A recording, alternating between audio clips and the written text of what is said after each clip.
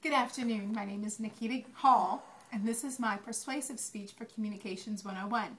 Today I have an audience of two. I had other audience members that were not able to make it, but I'd like to introduce you to my son, Noah Gay. Hi. And my husband, Edward Gay. Hello. It didn't show you. Hello. Let's get started. MasterCard, Visa, home mortgages, lines of credit, car loans. Many of us use these in an attempt to fulfill the American dream. But is it really a dream, or is it more of a nightmare?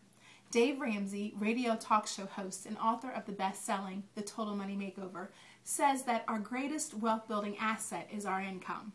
The 2009 census reported that the median income of American families is just shy of $50,000. Unfortunately, wealth has eluded many of us because we're forking out large portions of our income to creditors. A survey recently conducted by CareerBuilder.com stated that 47% of working Americans are living from paycheck to paycheck.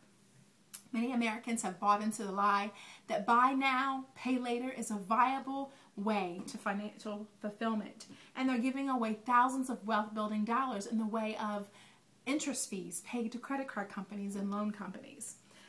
I'd like to present to you that the financial discipline and avoiding debt can enable those same people to really achieve the financial freedom that they're looking for and set them up in a way that they can not only purchase the things that they want, but also free up their income so that they can save, invest, and give.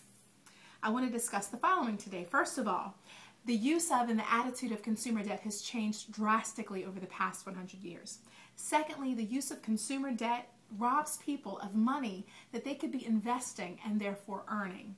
Thirdly, discontinuing the use of credit cards and consumer debt and building an emergency fund can set up an individual or a family for financial success. The use of consumer debt changed dramatically over the past 100 years. In his book, Financial Peace University, Dave Ramsey says that in 1929, 2% of homes in America had a mortgage against them.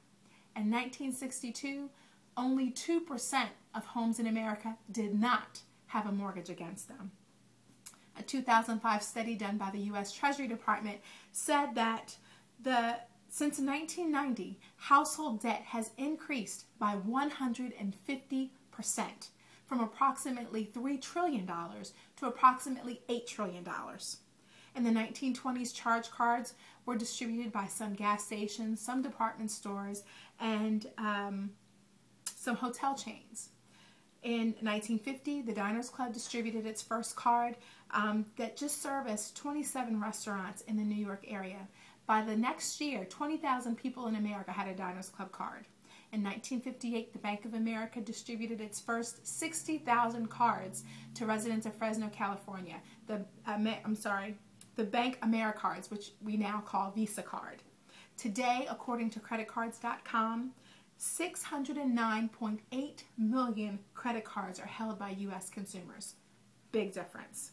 This exorbitant use of consumer debt is robbing people of money and interest they could be earning. Now, it's clear that Americans are spending more than they're earning. We see this because of the high levels of consumer debt. And sadly, Americans are borrowing way more than they're saving. And many families are actually depending on credit cards to get them through financially hard times. Did you know that the top 10 credit issuers in the country are charging interest rates of up to 25 to 30%? So, a credit card balance of $1,000 is going to cost that consumer $300. Now, if an individual puts that same $1,000 into a money market that yields just 1.1% interest, they're going to walk away with $1,011. That's not a lot of money, but wouldn't you rather have $1,011 in the bank versus owing the bank $1,300?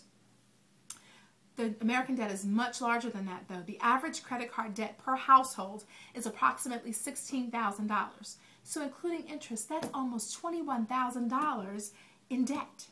Some Americans have money in the bank, but yet they choose to ignorantly opt to maintain those balances in their credit cards instead of using their savings to pay off that debt.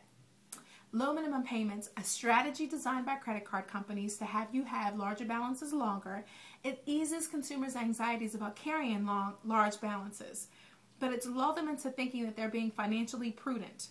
Logically, if you were to lose your job Would you rather have a large credit card debt or balance accumulating interest with no way of paying it, or small savings earning interest?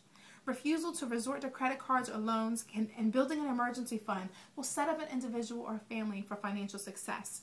Emergencies will arise in life. Murphy's Law says that anything that can go wrong will go wrong. Sadly, most of us don't prepare for these emergencies. We have to proactively prepare for life's emergencies, and we have to position ourselves for financial success.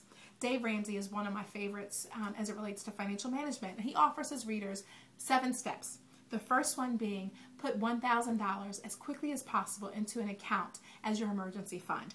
He calls this Murphy's repellent. So when Murphy's Law comes, you have the cash to access so you don't have to depend on your credit cards. Secondly, eliminate your debts by starting with your smaller debts, rolling your payments into your larger debts until all your debt is eliminated. Depending on your level of indebtedness, this could take several months or it could take several years. But whatever the case, once all your debts are paid off, you are now free. You freed up your income, your greatest wealth building asset, to increase your emergency fund to cover 3 to 6 months of your expenses, to save for retirement, to save for your children's college education. But most of all, you can ultimately live the American dream.